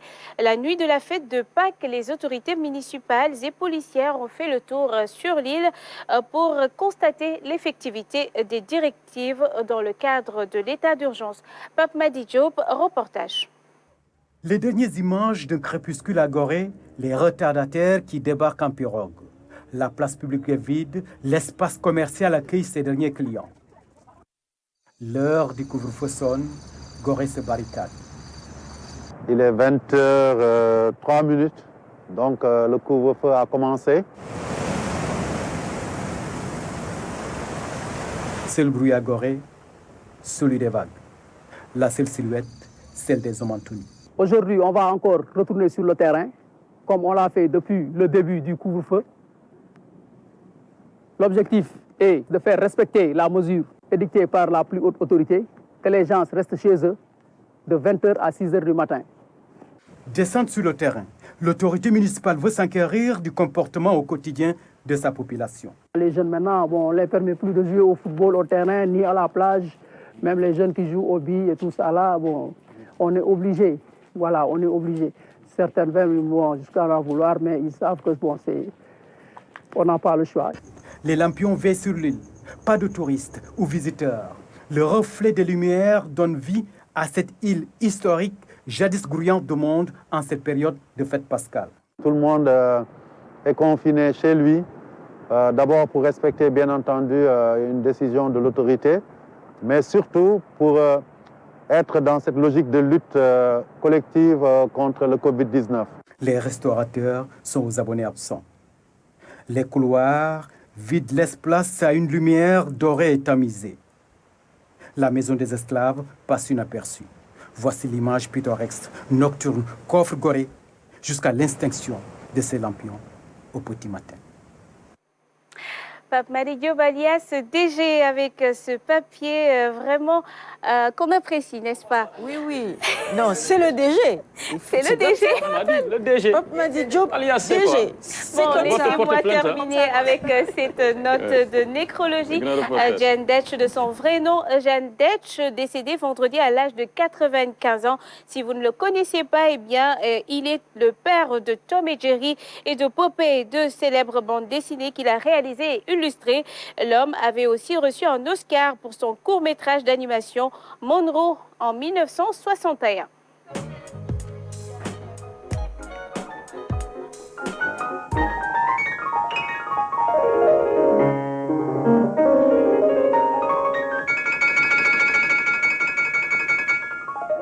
Et c'est tout pour ce bulletin d'information.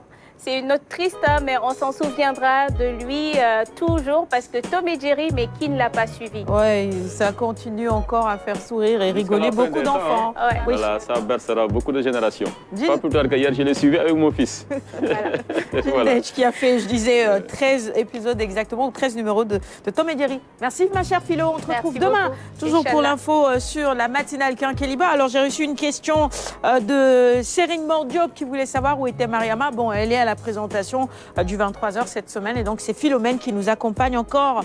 Chapeau et bonne journée à Pape Madi Diop, le DG, il faut le préciser. Hein. Voilà. Bonne journée également à Bokar Abdoulaye Ba qui nous regarde depuis le Fouta et puis nous sommes en direct sur notre page. Il y a Alassane Dia qui nous regarde depuis l'Ohio. Bonne journée à vous, à Bintaba, à Marie Gomis qui dit c'est mon émission préférée et puis à Bilal Fall également qui nous souhaite une excellente journée. Moussa Doucouré, je viens de recevoir votre message. Bonjour à vous aussi. Allez, on poursuit? Après la pub, la santé et la littérature.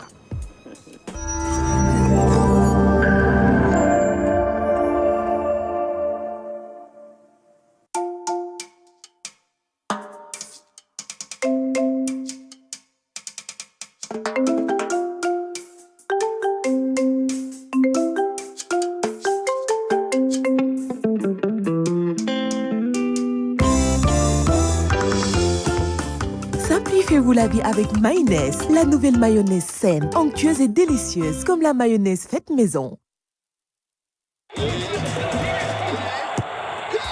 Paris est gagné avec OneXBet. Paris est gagné avec OneXBet. Paris est gagné avec OneXBet. OneXBet, bookmaker fiable.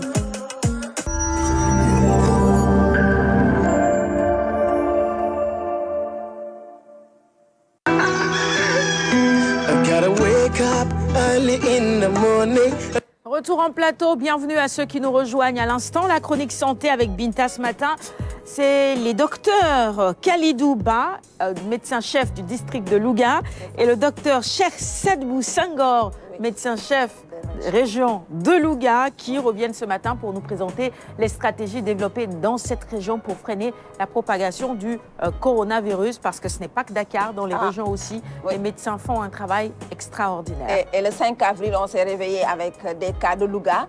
Et les gens ont dit Louga prend la palme, mais c'était lié à plusieurs paramètres qu'ils ont pris en compte et nous les écoutons nous l'expliquer. Avant même l'arrivée d'un cas à Louga, avec le CRGE et le CDGE également, on avait vraiment anticipé sur beaucoup de choses. C'était quoi d'abord? C'était de trouver vraiment des réceptacles pour qu'au cas où, s'il y a des cas, qu'on puisse vraiment les mettre quelque part. Et là, du coup, les autorités administratives rapidement ont réquisitionné des hôtels et d'autres sites, parce que vous savez, avec la fermeture vraiment des écoles et autres, on a eu la chance d'utiliser aussi les centres de formation qui peuvent vraiment accueillir des gens. Et du coup, chaque semaine, il y avait une réunion avec le CRGE, mais aussi il y avait une réunion avec le CDGE, c'est-à-dire le comité départemental de la gestion des épidémies et le comité régional également de la gestion des épidémies. Et là, ce qui fait que, et après cela, c'est pourquoi quand on a enregistré notre premier cas le 5 avril 2020, dans la minute qui suit, après rencontre avec le gouverneur, le préfet, le MCR et vraiment la sécurité, rapidement, dans la nuit, on a mis en quarantaine pratiquement la majeure partie, surtout l'environnement familial vraiment du cas du cas index. Et parce que ce qui nous a facilité tout ça également, c'est parce qu'il y avait déjà le résultat qui était sur place. Et le lendemain également, l'environnement professionnel du cas index également est mis en quarantaine. Et c'est ça également qui nous a facilité rapidement. C'est pourquoi tout au début, quand les gens s'inquiétaient un peu par rapport au nombre de cas à Louga, nous, on était tranquilles parce qu'on savait que, voilà, parce que c'est un travail qu'on a déjà mis en place, et tout à fait parce que tous les contacts, hein, pour ne pas dire 100% des contacts, pratiquement les 98% des contacts dans les 48 heures étaient déjà en quarantaine. Parce qu'il y avait des prélistes qui étaient déjà établis avant même que les résultats nous reviennent positifs. Donc déjà, on avait une idée. Et ce qu'il fallait faire, c'est de combiner les actions médicales, mais également administratives. Donc, 17h30 déjà, on a tenu une réunion de crise en un temps record. L'essentiel, c'était d'essayer de voir où les mettre, de sérier ceux-là qui sont des contacts à haut risque dans un hôtel, mais également les contacts à bas risque, les mettre dans un autre hôtel, parce qu'on avait assez de dispositifs, en tout cas, qui nous permettaient de les recevoir. Et ça, le gouverneur a beaucoup travaillé avec son équipe, et le jour même, en tout cas, de la question, donc il y avait pratiquement 4 sites hôteliers qui étaient déjà à notre disposition. Certains de l'équipe avaient pensé un tout petit peu que prélever tout ce monde-là, peut-être que nous amènerait un tout petit peu à avoir des résultats positifs énormes. Et nous, on n'a pas, dès le départ, peur de ce chiffre. Parce que ce qui était évident, c'est quoi? C'est que notre objectif, c'était quoi? C'était d'abord de donner plus de chance à ceux-là qui ont le virus, d'être détectés très tôt, dépistés très tôt, afin que le traitement soit beaucoup plus simple. Restez avec nous, nous sommes en direct. Tu me permets, Binta, juste de souhaiter une excellente journée à un téléspectateur qui nous regarde depuis l'Arabie Saoudite, à Jeddah particulièrement, Tierno Boubacar Sarekali Diallo. Dites-nous également un tout petit peu comment vous vivez cette situation là-bas, ça aussi, ça nous intéresse.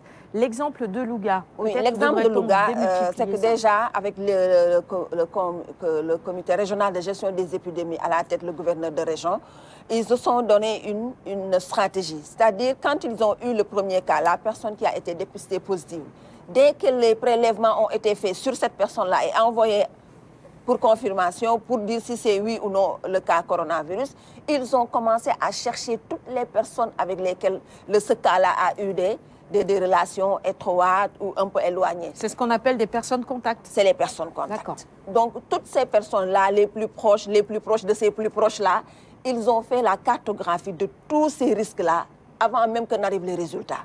Ce qui fait que quand le résultat est arrivé positif, et puis vu que la personne qui a été dépistée positive est restée quand même malade un certain nombre de jours et a fait un certain nombre de structures de santé. Donc, est parti dans cette structure-là, est parti dans l'autre, on l'a amené. Et quand, donc, quelque part, ils se disaient que ce cas-là ne pouvait être qu'un cas coronavirus et que derrière, il faut beaucoup travailler parce que c'était une personne qui avait beaucoup d'interactions avec beaucoup de personnes qui venaient d'horizons différents. Et le médecin-chef et son équipe est allé chercher toutes ces personnes-là qui sont les contacts proches et proches des proches pour que les contacts-là soient connus. Et quand ils ont été connus, on les a amenés dans les hôtels parce qu'avec Louga, le gouverneur de région avait déjà réquisitionné tous les réceptacles qu'il y avait là-bas, hôteliers. Ce qui fait que même quand l'équipe de Dakar est venue pour trouver où se loger, c'était des difficultés. Mais pour eux, il y a un réceptacle, il y a quelque part où on peut les mettre. Si on les met là-bas et qu'on dépiste qu'ils ne sont pas positifs, ils peuvent être suivis dans le cadre du confinement, comme cas contact, jusqu'à ce qu'au moins un ou deux aient donné des signes pour qu'on puisse confirmer le cas positif. Et c'est comme ça qu'ils ont eu d'un coup plus de 25 personnes positives. Et on a dit Louga est devenu l'épicentre après telle ville parce que Louga avait eu un nombre important de cas. Et ce qui a fait que les jours suivants, on n'avait plus de cas à Louga. En réalité, ce qu'ils ont fait, c'est toutes ces personnes contacts ont tout de suite été dépistées, c'est ça? Toutes ces personnes contacts ont tout de suite été dépistées. Et ils n'ont pas attendu on n'a pas attendu parce que déjà, le cas index était malade pendant un certain temps. Donc, il a eu le temps d'en contaminer et ces personnes-là donc commençaient à avoir le virus dans leur corps. Et quand ils ont vu qu'il y avait ce nombre-là, ils sont encore allés chercher les contacts de ces contacts-là parce que ces personnes-là ont eu le temps d'aller ici et là-bas. Et puisque Louga, c'est des villages connexes, c'est comme si c'était amont, donc il y en a qui sont allés dans les autres. Et maintenant, le médecin-chef a mis une autre stratégie, qui est d'aller traquer même dans ces structures de santé-là les personnes qui sont potentiellement porteurs et qui sont passées par la structure sans qu'on ait le temps de les dépister parce que c'est des signes qui n'étaient pas évocateurs du coronavirus. Si on doit suivre cet exemple de Louga, on passerait peut-être donc à un dépistage en masse alors, Binta? Et c'est ce qui est en train de se faire à Guédiawaye.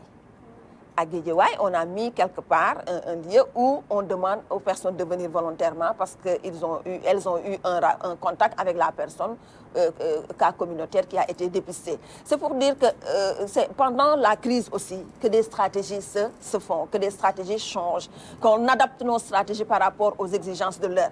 Et aujourd'hui, ce qui est important de dire, c'est quand il y a contamination communautaire, il ne faut pas se dire que c'est l'autre qui a, mais il faut d'abord se dire qu'on est potentiellement porteur. C'est parce qu'on se sent potentiellement porteur qu'on doit mettre son masque pour ne pas infecter les autres. C'est ça la philosophie. Très bien. Et respecter évidemment les gestes barrières. Très rapidement, Khady. Parce que... Même si on n'a pas les signes de la maladie, est-ce qu'on est potentiellement, est-ce qu'on peut être positif, quoi? Si on nous teste, on peut... Oui, parce que pour les signes. Pour les cas, on n'a pas attendu tous les signes. Parfois, il est arrivé qu'on ait misé sur la fièvre et sur la toux. Il y en a qui n'ont pas développé de fièvre parce qu'avec le thermoflash, on cherche la fièvre. Mais maintenant, il y en a qui ont développé que la toux. Et puisque ça ressemble un peu au rhume, les gens ont l'habitude d'avoir un rhume et de le soigner et d'en guérir. Les gens pensent que c'est juste un rhume et ne pensent pas à un signe de coronavirus pour venir. Et maintenant, pour éviter qu'on ait ces cas-là, que les gens ne comprennent pas qu'il y a ça, et certainement il y a eu ça, on a passé au dépistage. Et on a dit c'est 2 à 14 jours d'incubation, mais il y en a qui sont déjà, qui montrent les signes avant même d'avoir 14 jours. C'est ça. Et parfois, c'est lié à 2 choses. Les 3 tests de relations que nous avons avec la personne qui a été dépistée positive et aussi l'immunité de la personne. Très bien. Merci beaucoup, ma chère Binta. Tu reviens demain, de toutes les façons, et tout au long de cette semaine. Et les téléspectateurs auront probablement des questions pour toi. Ensuite, on va vers la chronique de Khady, littérature maintenant.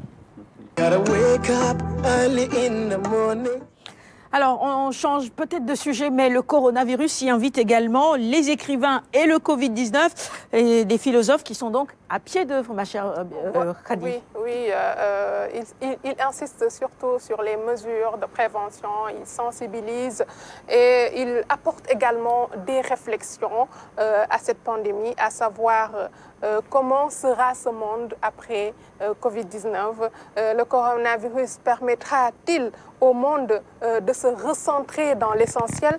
La pandémie fait-elle finalement ressurgir les peurs que nous avons enfuies? Que deviendront les pays endettés, tout en sachant que le G20 a donné un moratoire sur la dette d'une quarantaine de pays africains. Est-ce que cela est suffisant? Alors les écrivains, les philosophes se sont penchés sur ces questions et sur tant d'autres questions. Justement, le philosophe Achille Mbembe et Bernard-Henri Lévy, philosophe français, écrivain, romancier, essayiste, dramaturge, ont émis des réflexions. Le pire, je crains par exemple que la Chine ne se prenne de l'envie de nous donner des leçons de santé ou de gestion des crises sanitaires. Ça peut être le pire. Le pire, ça pourrait être de s'habituer ou de prendre goût à des mesures disciplinaires excessives. Je voyais que en Hongrie, par exemple, la loi martiale a été décrétée jusqu'au 31 décembre prochain, comme en s'engouffrant dans cette crise et dans cette tragédie sanitaire.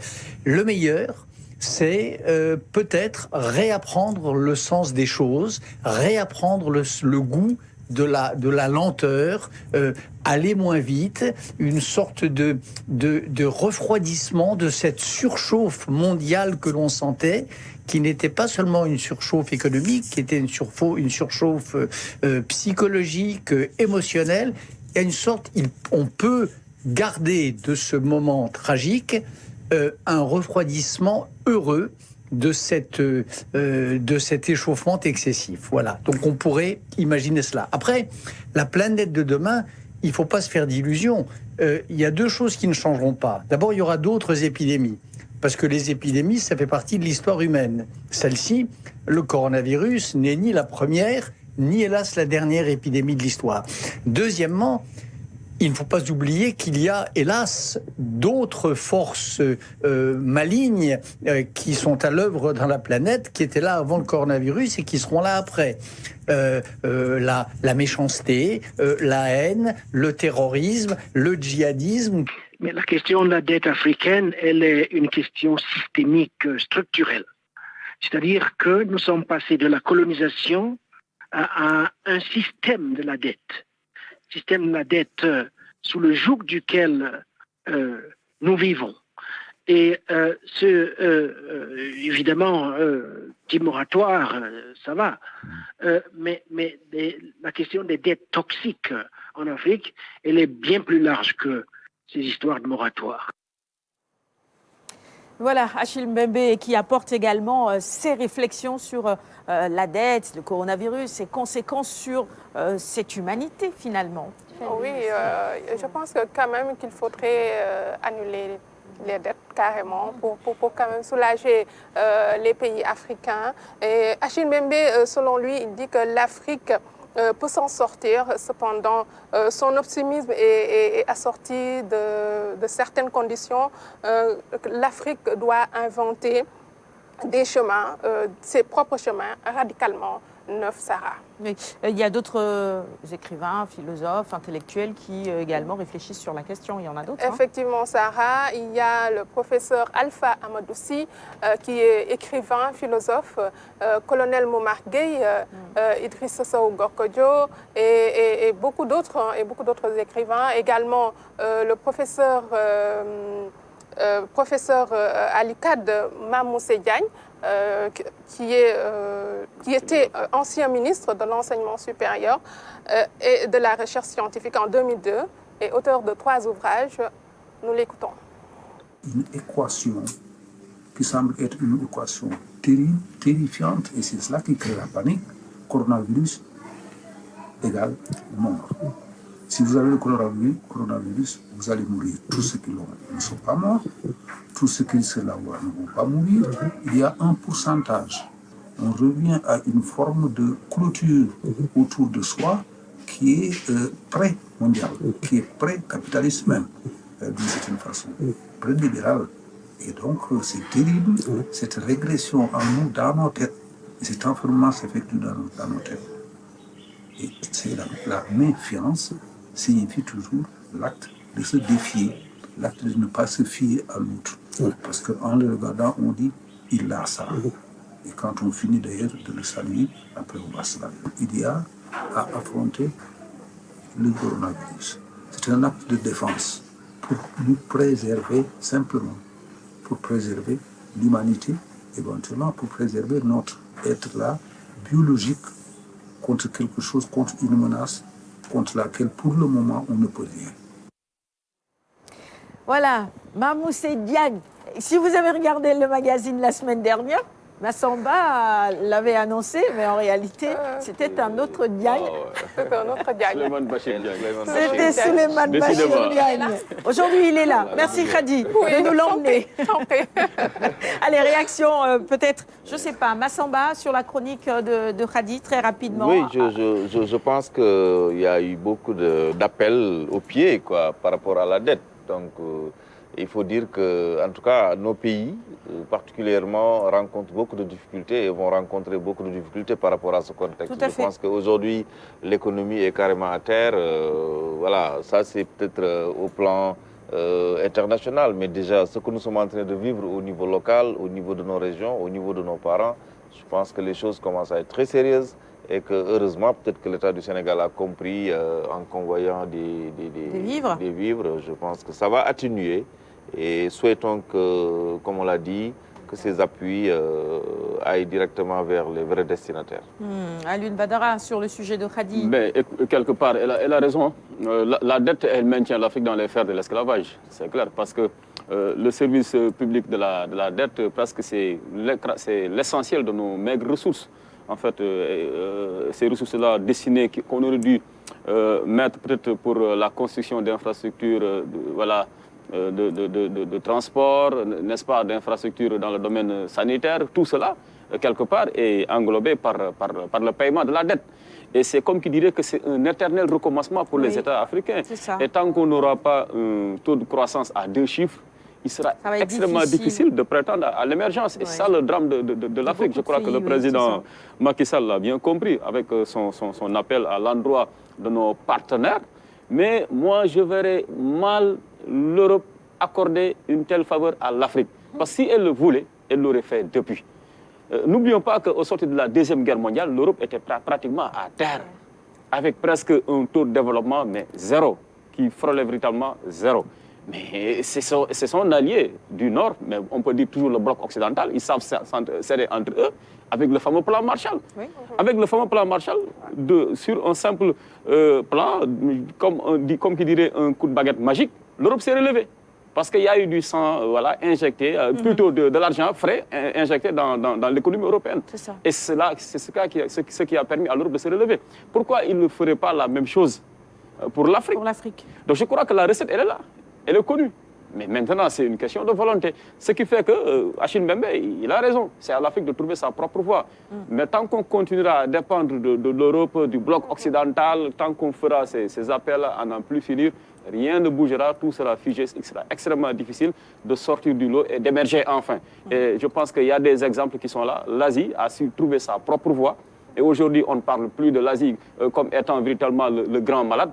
Le grand péril pour l'Europe. Aujourd'hui, l'Asie est un grand péril pour l'Europe parce que tout simplement, elle est sur le point de dépasser l'Europe. Mais l'Asie, on ne la présente plus comme étant une grande malade plutôt. Tu vois, et l'Afrique, je crois, doit trouver sa voie. A intérêt à trouver sa voie et à copier sur le modèle asiatique, pourquoi pas. Bon. On va terminer la chronique de Khady. On y va rapidement parce que j'aimerais qu'on réinterroge notre invité.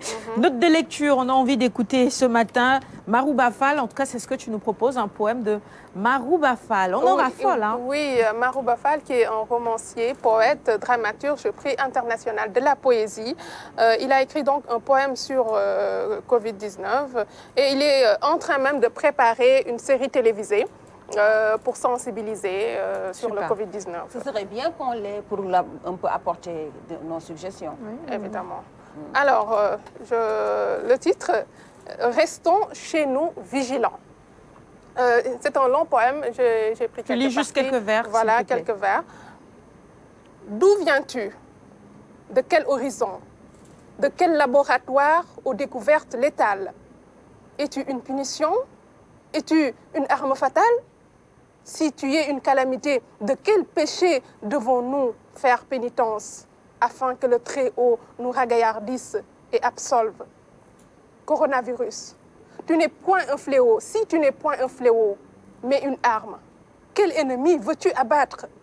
Coronavirus, d'où que tu viennes, de l'antre du diable ou du laboratoire d'un savant fou, quelle que soit ta nature, pandémie ou arme de dépopulation massive, nous te combattrons. Comme nous avons combattu la servitude et la colonisation. Ici, personne ne cherche ta compagnie, car tant que ton ombre rase nos murs, nous restons chez nous, vigilants. C'est beau. Merci ma chère Khady. On termine sur une belle note et on passe évidemment le bonjour ce matin également à Marouba Fall qu'on a eu l'occasion de recevoir sur ce plateau à plusieurs reprises. Et justement en parlant de rester chez soi, voici la suggestion de Samba Guissé. Il dit il faut faire comprendre à ces jeunes de la Médina, ils ne sont pas le seul, un peu partout au Sénégal, c'est quoi rester chez vous? Cela ne veut pas dire rester dans votre quartier, mais dans votre maison. Merci pour la précision. Allez, 3 minutes avant la fin du magazine, on va réinterroger notre invité de ce matin, Yasmine Sissar, qui est avec nous et qui représente Subdeco. La question de la certification, j'aimerais que vous puissiez vous prononcer là-dessus, c'est très important. Les diplômes que vous délivrez, est-ce que ces diplômes sont également valables à l'extérieur? Est-ce que c'est certifié CAMES et tout ça? C'est important d'édifier l'opinion sur cette question.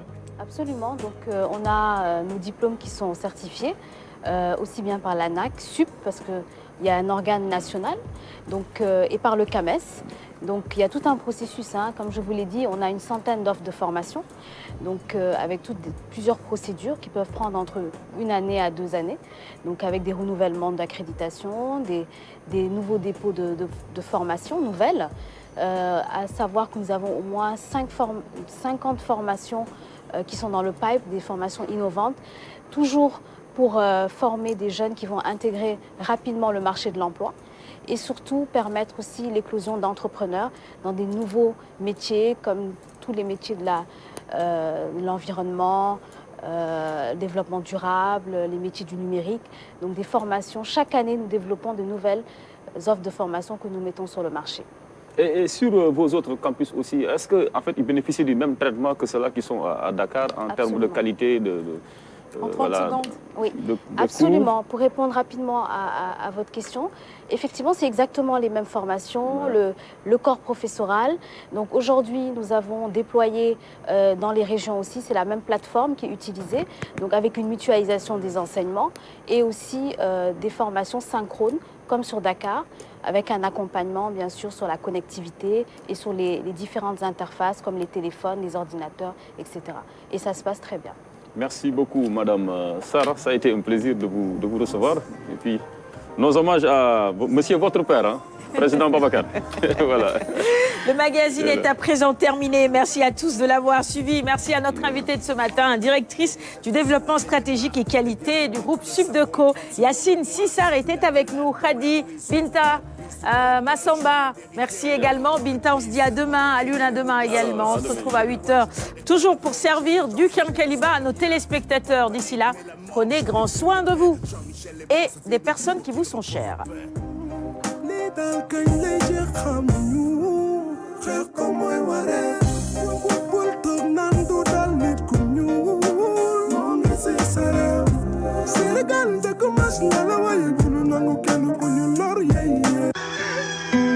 Gotta wake up early in the morning, a long way, but go because I gotta find my way. The Lord need to stand up, get the better warning, which makes me know where is the line, what's left to be done.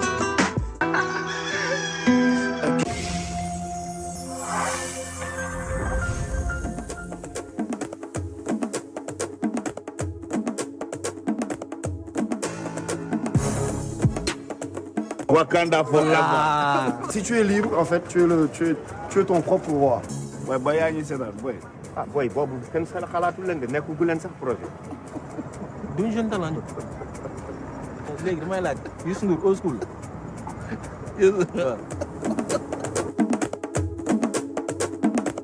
Moi, je rappe pas en me disant que ouais, je suis une fille qui rappe.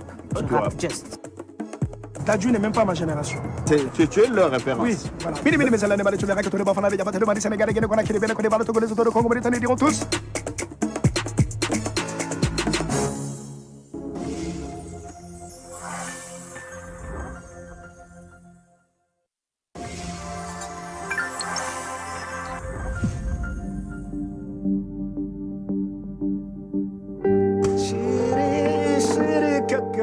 يا ماتنا لوينا شير سمدانا يا ماتنا لو munu ma di waajal koorum daaw ba koorum ren am sama astuut jënd samay tàndarma fas yéene daan sama doole ñu ma koy sàccal benn par benn suspecté naa kenn nag dégg kon soo nee muus mu ñuul bi ku ci nekk mën na cee gis boppam xam nga ne ñàkk jom ci man la fekk baax leer na la man ay jëli kalson ak silib ak yooyu noonu sànni ci mbedd bi c'est ma fou de ça ëmb so ëmbali na ma nga yow sama collègue de vendre nga yow ko wax kenn na yem ci man ak yow Ratatouille moo ëmb jéggi ma may jafte ne moom bëccëgu weeru koor li mat la ramadan ngeen ni bañ a dégg bu ramadan bi ñëwee moom ku ci nekk rakkaaju